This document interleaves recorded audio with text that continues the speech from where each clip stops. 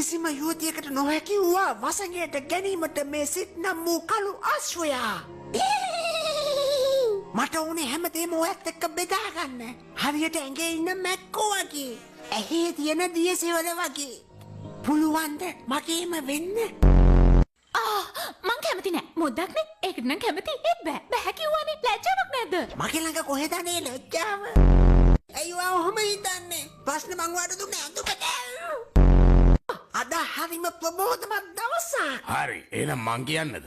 එයා බෑ කිව්වා. ඔයා කොහොමද ඒක දැනගත්තේ? කවුරු හරි ඉන්නව මෙතන කියලා කියන. එයාට බඩගිනි වගේ. එහෙනම් කිරි ටිකක් දෙනවා. මං කිරි වලට හරි කැමතියි. ඔයාට නෙවෙයි. එයා කිව්වේ මේ පැටියට. දන්නවද මෙහෙ බෙහෙටියට මාත් හොඳ පැටියෙක් තමයි.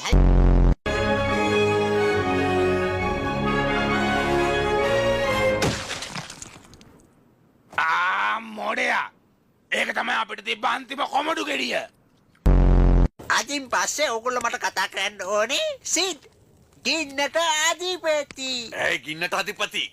ඔන්න වලිගෙට ගිනි ඇවිලිලා.